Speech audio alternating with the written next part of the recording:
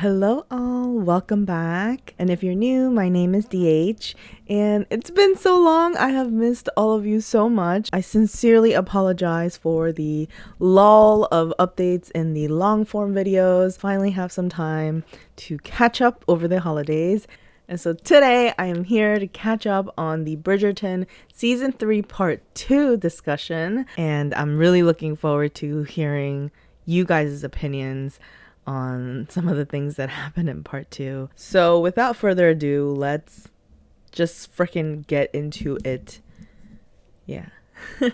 Okay, so you know how episode 4 ended with their steamy little Regency era Uber hookup, and then literally right after Colin gets off at his stop, he's like, let's get married. And she's like, what the and Penelope's obviously visibly shook, like as like a normal woman would be in that situation. She's just like, what? Like everything is happening so fast that she's also like confused. And I feel like the way that they do the camera angle was a little interesting. It definitely is new. I've never seen that in the other Bridgerton seasons before, like the kind of like distorted camera angle. But I think it's kind of like meant to visually show us inner like wave of feelings that Penelope's experiencing. She's feeling joy. She's also like kind of post-horny. Like she's also kind of worried about how Eloise would react, as we saw. Eloise, does he know that you are Whistledown? No, he does not know, please. Eloise, please do not tell him. And until he knows the real you, he cannot possibly love you. By the way, Eloise, you are acting like a big ass freaking baby. Because number one, like your brother is his own person. He's also an adult. And so are you. And so is Penelope. So at the end of the day, it's really not about you if they're the ones that decide they want to get married. So like, seriously, relax. But I don't know. Like all of this seems so fast, because I do feel like the whole proposal was so fast. I don't know, there just was no romance to it. Like I definitely did not read the book, so I don't know how it goes in the books. So please, if you read any of the books, let me know if there's like more dialogue leading up to this or whatever. But it literally feels like they hooked up and then Colin was like, oh shit, I just like literally brought her dishonor. I have to get married to her. And you know, why the fuck not? Because she's my bestie. Like, you know what I mean? Like that's kind of what it feels like. I do want to see more of like a declaration of love to Penelope, which I feel like we haven't seen. And I feel like there's really like no lead up to their love story. Granted, the little like cute scenes that happen between them are like really cute, adorable, but like I don't know, I want something a little like substantial, you know what I mean? Apparently Penelope wrote letters to Colin. Apparently they wrote letters to each other when he was overseas. Why can't we see some like montages of those letters? Like it takes time to sit there and write a letter to someone. That's literally the same thing as responding to a text nowadays. You're telling me that they've been literally texting for months, every single day, or basically every single day at that time, and you're telling me that they're not like a thing? You gotta be fucking kidding me, bro.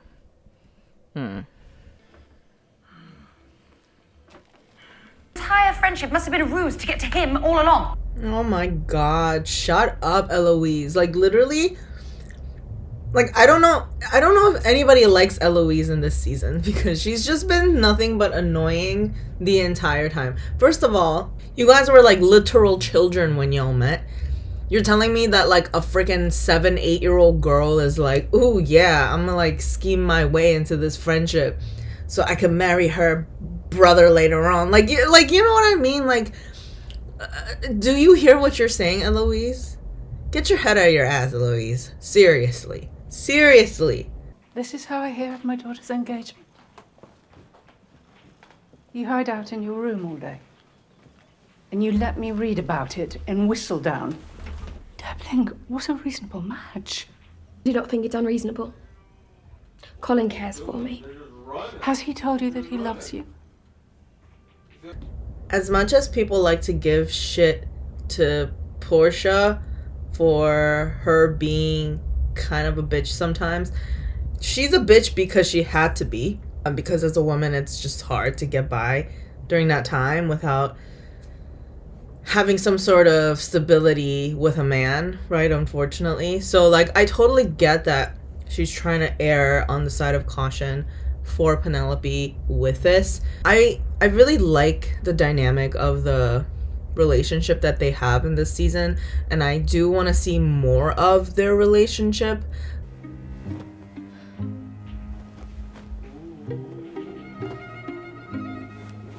I feel like I shouldn't be here. I'm just gonna let y'all do y'all thing. I'll just listen to this really beautiful music. Like, you're not watching Bridgerton because you're trying to learn about the Regency history, okay? You're watching Bridgerton because of the spicy scenes. As part of the romance, I guess. What was the whole thing with, like, the little like silk sheets or whatever? Like, I feel like that wasn't necessary because other seasons were definitely not as conservative about it. I don't know. A spicy scene, like, between them, it was clinical. I don't know how else to describe it. It wasn't as, like, spicy, you know? Like, the carriage scene, I think the reason why it worked well was because it was spicy. It moved fast. It had this, like, sense of passion and, like, whatever. This one, like, it felt delicate and intimate, but not in, like, a great way. I don't know.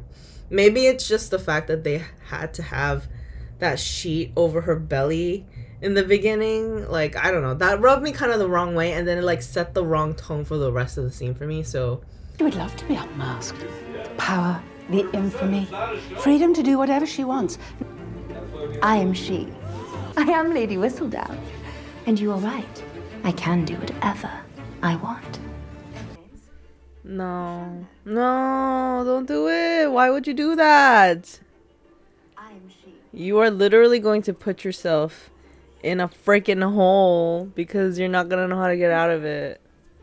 I understand the desperation because she wants a way out of the situation with this old ass man that she's getting practically sold to. Maybe it's just all of this is meant to show us how, like, little long-term thinking Cressida has, because, like, this is only a short-term thing. This is not gonna last, you know what I mean? It will last a week, 2 weeks at max of people thinking you're Whistledown, and then eventually it's gonna have to be unmasked that you are not, because you will not be able to write like Whistledown. You know what I'm saying? Okay, so literally episode 5 ended and nothing happened.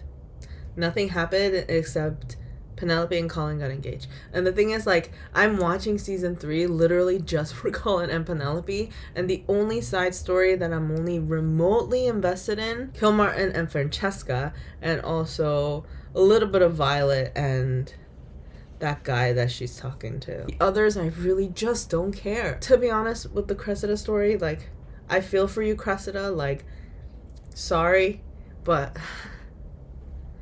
don't care. I feel like this, like, whole thing, I would rather see something more substantial of Penelope and Colin's, like, relationship, how they built this friendship over time and how it turned to love. Like, I want to see more of it. Like, they're not showing us anything. It's so, like, surface level shit, and I'm tired of it. Like, I'm bored. I'm freaking bored. Honestly, I'm maybe about halfway through episode 6 right now, and I think the best part of episode 6 so far is the little talk that Portia gives to Penelope about being a woman in this time, and her experience with being married to someone that she didn't necessarily care about being married to, and, like, having to provide for this person, like, emotionally and physically and whatnot. Like, I think that conversation is the best part of episode 6 so far, and I'm pretty sure it's going to be until the very end of episode 6. Now, until you walk down the aisle and settle into this marriage, your duty is to make Mr. Bridgerton feel as if he is the most important person in the world, to cater entirely to your husband, his dreams, his wishes. What about my dreams? What dreams? Ladies do not have dreams.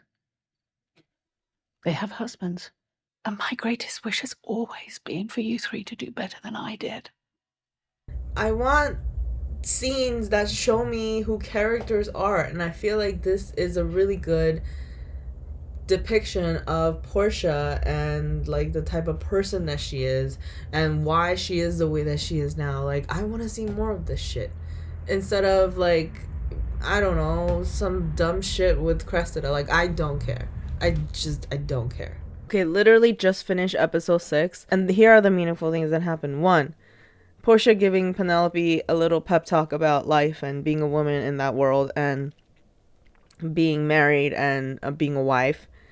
2, Cressida successfully faking being Whistledown to the public, so now Penelope has to go back to her Whistledown. And then 3, Colin following Penelope on her way to do Whistledown work, and then now now Colin knows Penelope is Whistledown. Those are the 3 main things that happen. The other side plots, literally, I skipped over. I'm so sorry. But to be honest, I'm not that entertained so far. So I'm literally just going through these. You are the one that is at fault. I will never forgive you. Honestly, I'm a little bit conflicted because if I were Colin, would I react that way?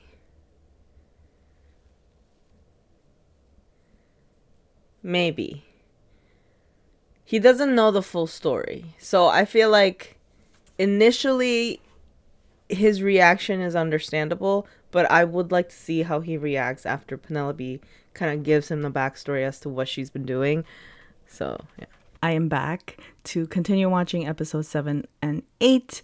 I had some issues that came up, so I had to cut 7 short a little bit in the beginning, but I'm back to finish the rest of it. So let's get into it. Yeah. So if you don't remember, episode 7 actually starts with Colin figuring out that Penelope is Lady Whistledown and confronting her in front of the newsprint place. And he's like, I'll never forgive you. How can you keep this from me? Aside from Colin and Penelope's little conflict, we have Cressida, who is going to be unmasked as the fake Whistledown because Penelope went ahead and did her Whistledown magic. So now we're going to have to see the repercussions of the lies that she made. Has one ever wondered why so many? This author certainly has. Perhaps because a few of them may be of dubious parentage. The lies she writes. Another Whistledown. Gregory, let me see it. It seems someone has been impersonating me.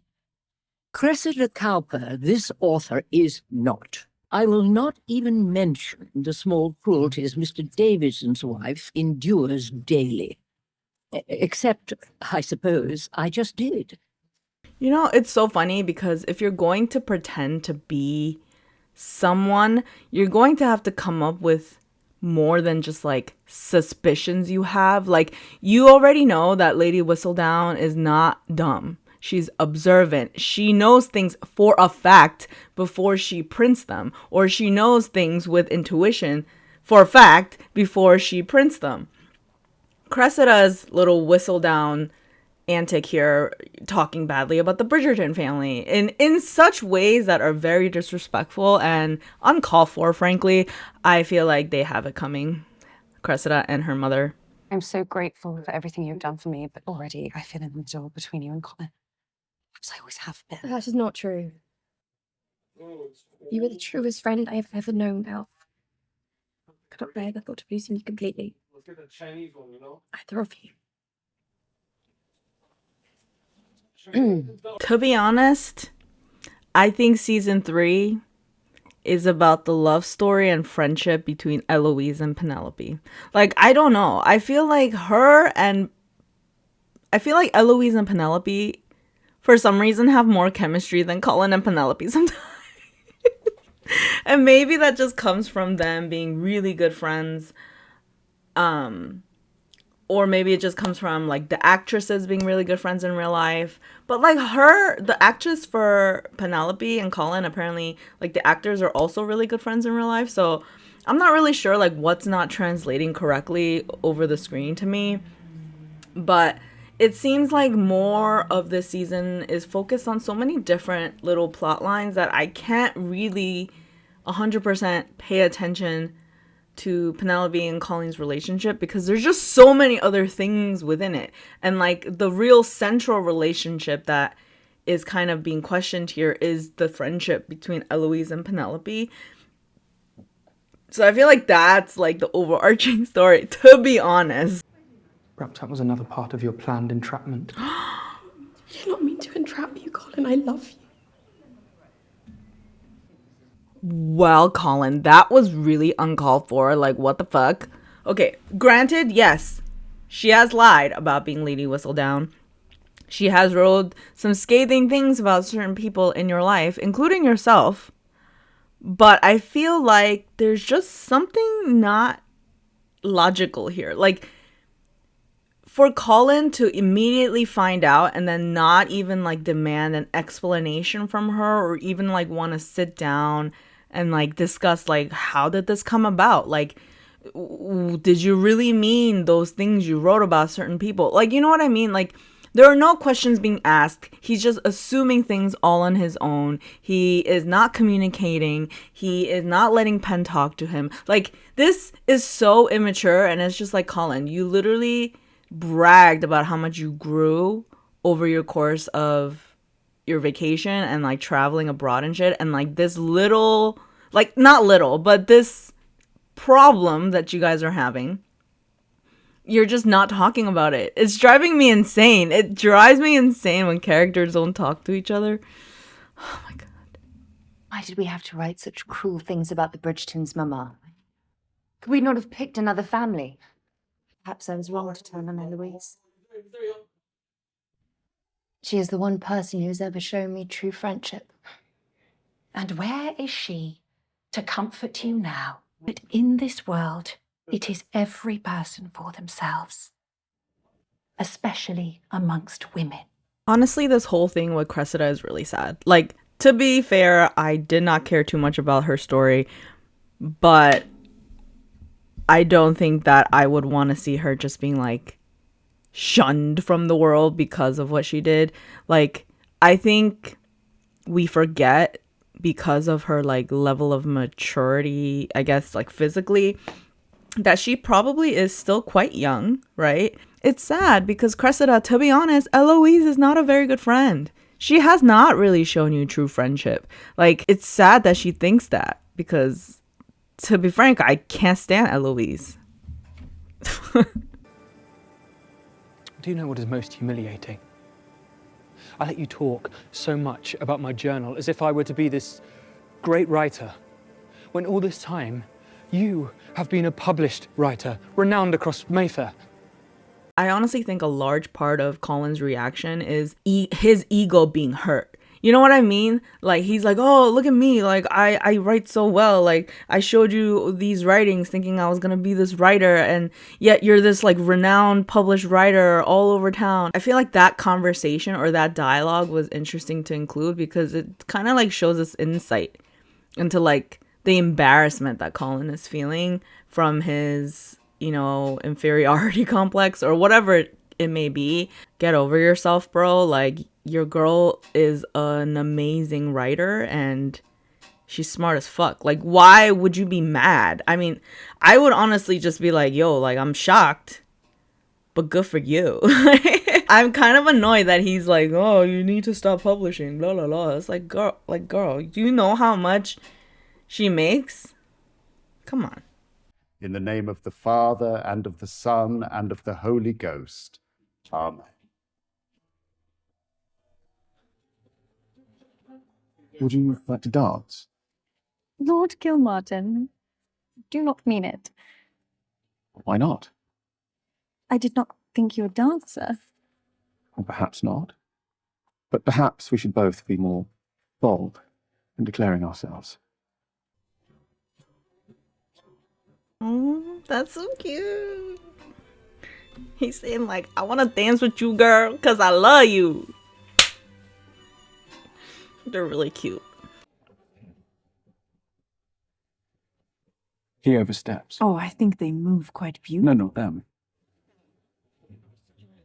Our family is happy and together. Do not take that for granted.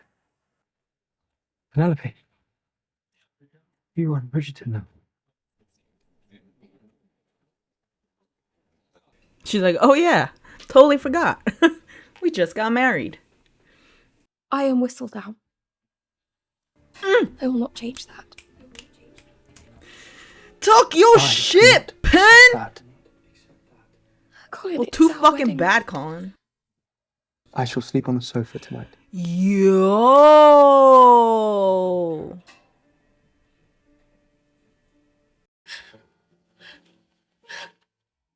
It will be all right.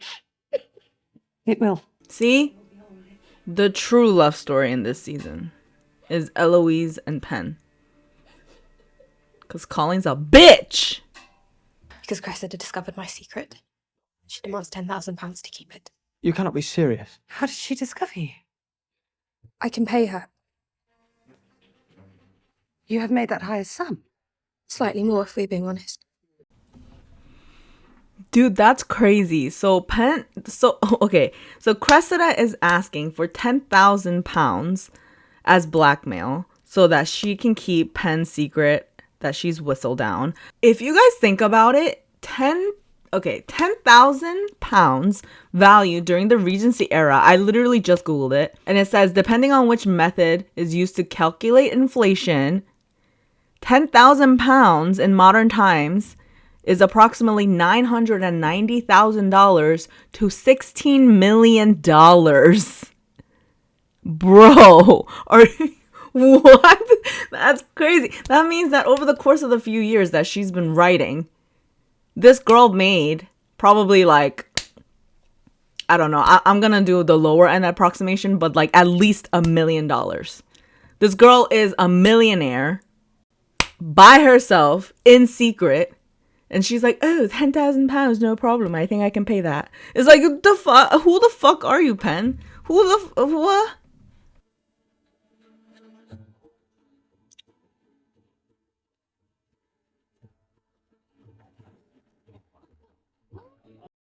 Why did Francesca look confused after that kiss?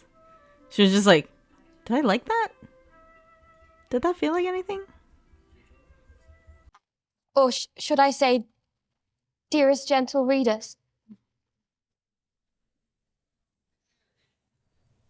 That is my repentance and my plea. What is life without a little gossip? You know, actually, this is actually the smartest thing she could do. And I was kind of hoping that this, like, a public declaration was kind of what was coming, because this is the best way she can come clean in front of literally everyone in the ton. And I think this is like kind of like a full circle moment for her, because she was hiding behind Lady Whistledown, and I think this is supposed to be kind of like, oh, look at me now, like I'm kind of like embracing who I am fully, without having to hide behind this false persona. And you know, good for Penn. Good for you, Penn. You do you, girl. Good for you. The other day, I went back and read all of the letters you have sent me. Your letters have always been the ones I'm most eager to read, and I realized you are her. You have always had one voice. There is no separating you from Whistledown. And after seeing you speak today, well, I would not want to. I've been envious of you, of your success, of your bravery. And now I simply cannot believe that a woman with such bravery loves me.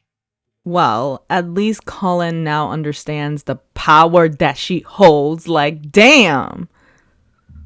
She's amazing, and like, you should know that. Gives me great pleasure to introduce Michaela Sterling. I caution you. Every sort of detail John has spoken about me is a lie. And you must be? I am.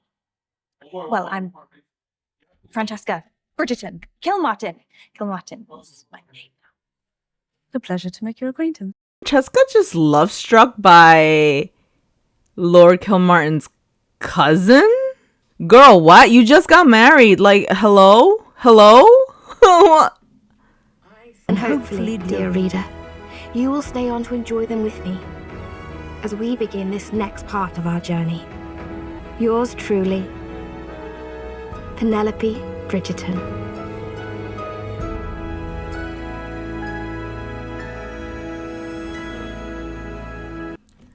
Okay, I finished. It was alright. My current assessment after finishing the series or season 3 is that it was alright. I feel like there were too many like little side plot lines that frankly I was not very interested in, but I think it was because they didn't have like a conflict to create and they had to create like a villain character, which turned out to be Cressida. Yeah, I don't know. I just, some weird things. There are a couple weird things from the last episode. One is, like, what was with Francesca's reaction to this whole thing? Like, her being married, and then when Lord Carmarthen kisses her, she looks a little, like confused? Or kind of like disappointed in a way. And then literally during the party when she meets his cousin, she's like, my name is like, girl, what? You literally just got married to Michaela's cousin, who is your husband now. And you're out here stumbling words in front of his cousin? Like, that's weird, man. I don't know. I don't know why they had to do him like that. Like, they just got together. They were really cute. And then, like, they just ruined the whole thing for me. I was just like, what? Why would you do that to him? Why would you do that to John? He doesn't deserve it. Apparently, the next season of Bridgerton is going to be Benedict's story. So, I'm pretty excited to see that because we did kind of see, like, his sexual journey in this season. I skipped over a lot of it, to be honest, but we did find out that he might be bi, or he is probably bi, that he has kind of more of a liberal approach to love and, you know, making love and being in a relationship. So, like, it was interesting to see. I wonder how they're going to tie that into season 4 with Benedict and his love interest. Season 3, kind of a letdown for me. I think so far my favorite season is still season 2 with Kate and Anthony. Because, I don't know, something about that season just felt, you know, more substantial. You know what I mean? Seasons just felt very surface level. I really have not much else to say. Yeah, I hope y'all enjoyed watching this with me. I did enjoy it. It's just I didn't enjoy it as much as season 2. So sorry if I sounded like I was complaining the whole time. But it's just because I have issues with the writing. I don't know. The writing was just so inconsistent. It just threw me off. Thank you so much for watching, and I will see you guys in my next video.